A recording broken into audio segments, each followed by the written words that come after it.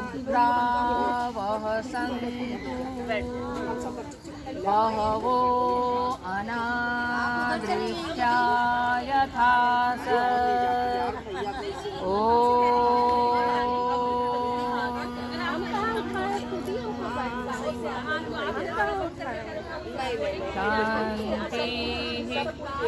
शांति शांति।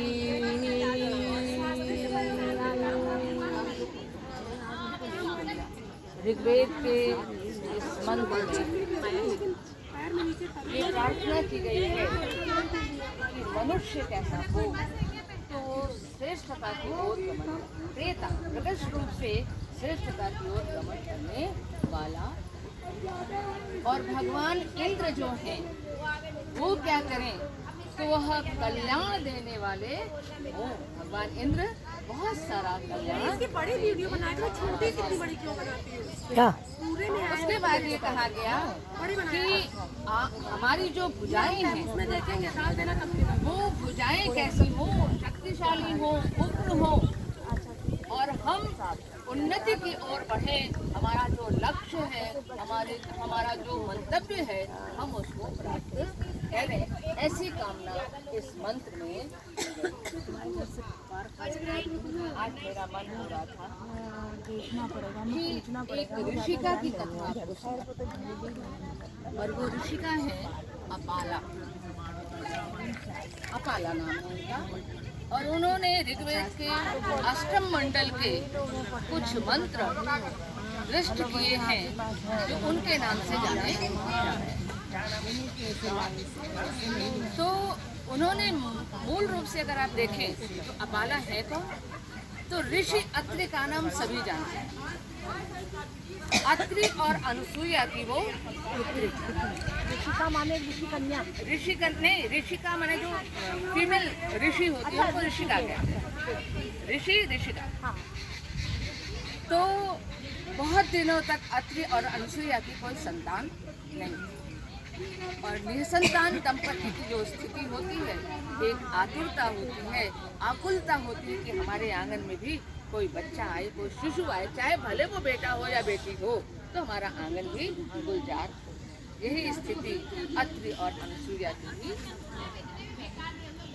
भगवान की कृपा हुई और उनके आंगन में एक छोटी सी कन्या का जन्म हुआ, और वो कन्या जो थी बहुत आराम से उस ऋषि कुल में पलने लगी। ऋषि का आश्रम है तो मानी बात है कि वहाँ शिष्य भी होंगे, वहाँ वातावरण जैसा आप देख रहे हैं, एक तरह से चलिए समझिए कि आप खुद ऋषि कुल में हैं। तो उस ऋषि कुल में अपने पिता माता के यहाँ, और जो सहयोगी ब्रह्मचारी थे, छोटे में बचपन में तो कुछ ज्ञान नहीं रहता, सब आराम से अध्ययन करते हो, खेलते हैं। पहले तो खेलने की स्थिति आती है, सब खेलते हैं, एंजॉय करते हैं, और धीरे धीरे बड़े होते हैं। तो ऐसे करते करते करते वो थोड़ा जब बड़ी हो गई तो फिर उनको उनके पिता ने थोड़ा अध्ययन कराना शुरू किया, शिक्षा देना। अभी आता है तो एकदम सही ज्ञान है आपको, अभी उसको आगे चलते हैं। तो धीरे धीरे जब वो बड़ी हुई तो जैसा कि आपने कहा कि अपाला में थोड़े थोड़े स्वित्र कहते हैं, कुष्ठ के छोटे छोटे से दाग वो दिखाई देने लगे। उस बच्चे को तो पता नहीं है, पर धीरे धीरे जब उसने जाना कि अरे मुझे ये रोग हो रहा है, तो उससे ज्यादा उसके माता पिता दुखी थे, बहुत दुखी थे कि करें क्या। और उसका कोई बहुत उपचार किया, क्योंकि ऋषि थे तो आयुर्वेद की भी बहुत सारी चीजें जानते थे, तो जितना उपचार वो कर सकते थे वो सारा उपचार उन्होंने किया, और सब का सब व्यर्थ हुआ। वो रोग जो था वो दूर नहीं। तो उन्होंने कहा अच्छा कोई बात नहीं, परमात्मा की देन है, तो हम अपनी कन्या को अच्छी तरीके से शिक्षा दे करके इसको गुणज्ञ बनाते हैं। और उन्होंने सारे बच्चों के साथ, जैसे सारे बच्चे पढ़ते थे वो भी पढ़ने लगे, और ज्ञान उनको अर्जित होने लगा। तो एक स्टेज आती है, हम सब उससे परिचित हैं कि विवाह की स्थिति आती है, वो अवस्था आएगी ही आएगी।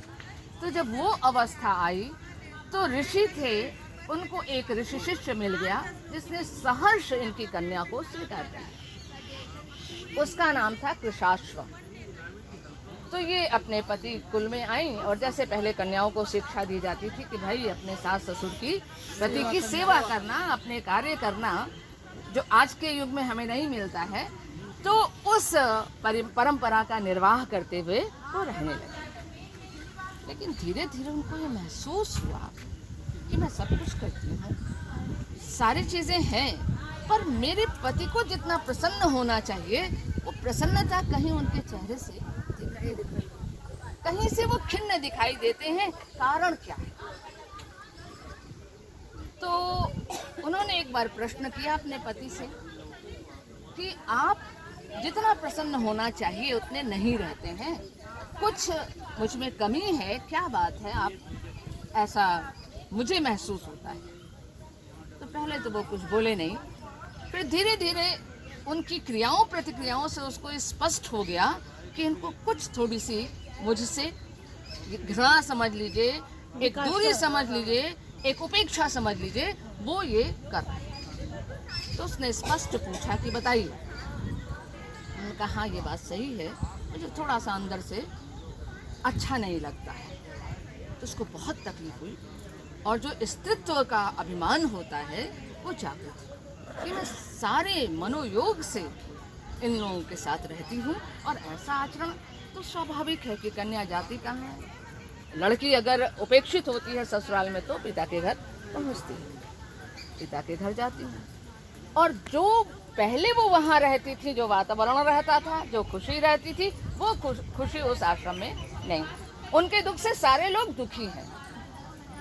तो उन्होंने अपने आप से कहा कि ऐसा क्यों, बहुत कुछ है जानने के लिए और मैं ऐसे ऋषि की पुत्री हूँ, तो मैं बहुत जितना अध्ययन कर सकती हूँ उतना अध्ययन। उन्होंने अध्ययन किया और आप सबको मालूम है कि वो ऋषिका हुई, उन्होंने मंत्रों का दर्शन किया, तो वो सारा कुछ उन्होंने किया। लेकिन एक कष्ट उनको था कि मेरा ये पितृ रोग जो है ये कैसे दूर। तो उन्होंने इंद्र की बहुत आराधना की, पर इंद्र आ नहीं रहे। तो इंद्र के बारे में कहा जाता है कि सोम रस जो है वो उनको बहुत प्रिय, और कहीं से भी अगर उनको आहट लग जाए कि हाँ सोम है तो वो दौड़ते हुए आते हैं। तो इसने कहा आश्रम के पास तो सोम मिलेगा नहीं, क्योंकि सोम की जो लता है वो मूंजवान पर्वत पर मिलती है, लेकिन चलो देखते हैं, हो सकता है आश्रम के आसपास कहीं पर मुझे मिल जाए। तो वो शाम के समय अपने नित्य आराधना के लिए निकलती है और चंद्रोदय हो चुका है और उसको सहसा मूंजवान पर्वत पे तो नहीं, वहीं उसके घर के पास वो सोमलता दिख रही है। तो उसको लेती है और चांदनी में बहुत खूबसूरत। तो उसने सोचा कि देखें इसका स्वाद अच्छा है कि नहीं है, क्योंकि मुझे इंद्र को देना है। तो वो सबरी की तरह, जैसे सबरी ने जूठे पे और मीठे पे बेर खा के भगवान को दिए, तो उसने भी उसको तोड़ के जैसे ही मुंह में लगाया, साक्षात इंद्र आ गए। तो उन्होंने कहा अरे देव आप कैसे? बोले ये सोम की लतर तुमने तोड़ी है, मुझे लगा कि ये उसकी आवाज़ मैंने सुनी तो मैं दौड़ कर आया हूँ और मुझे ये चाहिए। तो उन्होंने कहा इसी आपके लिए ही तो मैंने इसको तोड़ा है, आपके लिए ही मैं इसे तैयार करने जा रही थी, तो अब बहुत अच्छा है कि आप आ गए। और उसने वो सोम रस जो है बनाकर इंद्र को दी। परम प्रसन्न हुए इंद्र। तो इंद्र ने कहा अच्छा ऐसा करो कि तुम्हारी जो भी इच्छा हो तुम मुझसे मांगो। और प्रायः यही होता था, पहले देवता प्रसन्न हो या कोई महापुरुष प्रसन्न हो या कोई भी, आज भी आप देखिए जो आपसे प्रसन्न होता है वो कुछ न कुछ देता है। तो उसने कहा अच्छा सबसे पहला काम तो आप ये करिए, ये जो उसने पूछा या कहा या मांगा तो उससे लगता है कि बहुत बड़ी नहीं थी, विवाह हो गया था, सब कुछ था, विदुषी भी हो रही थी। कहती मेरे पिता की जो खलवाट है, यानी सर में बाल नहीं थे, वो बाल आ गए। तो उन्होंने कहा ठीक है बाल आ जाएंगे तुम्हारे पिता के। फिर उसने ये कहा कि मेरे आसपास जो खेती है मेरे पिता की, वो पूरी तरीके से धन धान्य संपन्न हो जाए, किसी चीज की कमी मेरे पिता के गृह में ना हो। मैंने कहा ये भी हो जाए। और उसने कहा एक वरदान आप मुझे दीजिए कि जो ये मेरा चित्र रोग है ये तो उनका रोग भी हो जाएगा। कैसे हो जाएगा? तो जिस रथ से इंद्र आए थे, अब इसमें कितना साइंटिफिक सही है कि नहीं सही है पर उल्लेख मिलता है, और आयुर्वेद की विद्या हमारे यहाँ बहुत पहले से है, तो कुछ ना कुछ तो उसका रहा होगा यथार्थ। तो उन्होंने कहा अच्छा ठीक है, और उन्होंने उसको लिया और जो रथ था, रथ में जो होल होता है, उस होल में से उसको खींच के निकाला। तो जो पहली चर्म उसके निकले, उस चर्म से जो साही का कांटा वाला कीड़ा वो होता है जीव, वो पैदा हुआ। दोबारा फिर किया उन्होंने, उससे गोह नामक जीव हुआ। तिबारा फिर उन्होंने किया, उससे गिरगिटान हुआ, तो घड़ियाल हुआ। और उसके बाद उसके जो रोग थे एकदम साफ। और जब इस रूप में वो आ गई तो पति उससे कोई बहुत दूर तो थे नहीं। उन्होंने देखा तो हतप्रभ होकर देखते ही रह गए कि ये अकाला है। और फिर उनको बड़ी अपने आप से घृणा हुई, पश्चाताप हुआ, और बहुत उनके आंखों से झरझर आंसू गिरने लगे कि ऐसी सुपात्रा अपनी पत्नी को मैंने के साथ बुरा व्यवहार किया, हे ईश्वर मुझे क्षमा करना। और स्त्रियां तो दयालु होती ही हैं, उन्होंने क्षमा कर दिया। तो ऐसी हैं हमारी अपाला ऋषिका, जो वैदिक मंत्र की भी संरचना करने वाली हैं। तो हमारे यहाँ ऋषियों के साथ साथ, चाहे वो ऋषि पत्नी हो चाहे ऋषि कन्या हो, उनका बहुत महत्व रहा है, बहुत विदुषी रही हैं, और उनके वैदुष्य पर कहीं से भी प्रश्न चिन्ह नहीं लगता है। तो उनके कुछ अंश हमें भी ग्रहण करना चाहिए। आज के समाज में जो हम देख रहे हैं, सहनशीलता बिल्कुल नहीं है, इतने उग्र हो जाते हैं बच्चे, और शायद हम वैसा उनको पाल रहे हैं, क्योंकि वो बिल्कुल किसी को बर्दाश्त नहीं करते, चाहे वो हमारे घर के बच्चे हो, चाहे आपके घर के, चाहे किसी और के, वो बर्दाश्त कर ही नहीं सकते हैं। तो थोड़ी सी क्षमा की, दया की, ये सारी भावनाएं हमें अपने पूर्ववर्ती लोगों से लेना चाहिए। ऑफ द रिकॉर्ड, नहीं, रिकॉर्ड के साथ, क्योंकि आपका बहुत अच्छा लगता है। और ये ना कि वो रथ के होल से निकाला। हाँ। इसका मैं जो हम सोच रहे हैं साइंटिफिकली, चूंकि विज्ञान की छात्रा हूँ, कि देखिए ये भी बता रही है कि उसके साथ उनकी स्किन निकल रही थी। निकल रही। तो आप ये देखिए कि जैसे घाव वाव हो जाते हैं, फपोले अपोले, तो सर्जरी करके वो चीज निकाली जाती है ना स्किन की। बिल्कुल। तो उसमें से निकालने पे उनके ऊपर की स्किन निकल रही थी।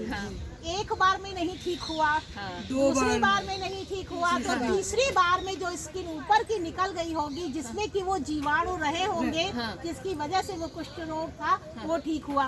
दूसरा, जब उसमें जीवाणु, कीटाणु, विषाणु कुछ है जिसकी वजह से, तो वो जब निकलेंगे, बाहर निकलेंगे, तो वो बादल नष्ट नहीं किए जाएंगे, तो वो ग्रो करेंगे। भाई इन्फेक्शन कैसे होता है हम लोगों को? आपको एक बीमारी है, दूसरे को हो गई है, तो आपके वो विषाणु निकल के दूसरे में चले गए हैं। तो वहाँ ये सिंबॉलिक बना दिया कि ये जिन्होंने जानवरों का नाम दिया, सबके स्किन गड़बड़ है।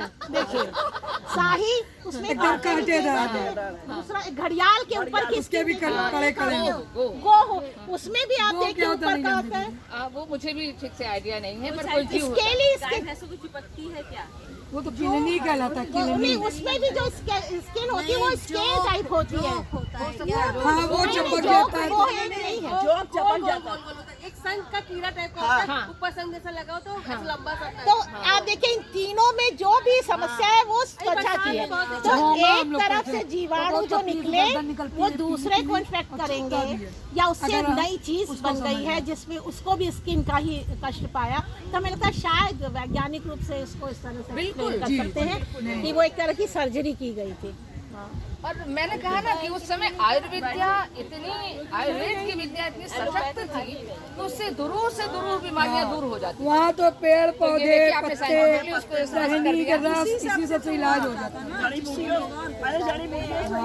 अब नीम के पेड़ में हर चीज काम का है। उड़िया उड़िया हो तो घिस के गेहूँ लगा लो, नीम की पत्ती खाओ, उसके एंटीसेप्टिक होती थी उसमें, तो इसलिए नीम की चाहे छाल हो चाहे वही का ना, हर चीज उसकी काम। सब काम। चलिए मैडम जी, आप अपना भजन करिए।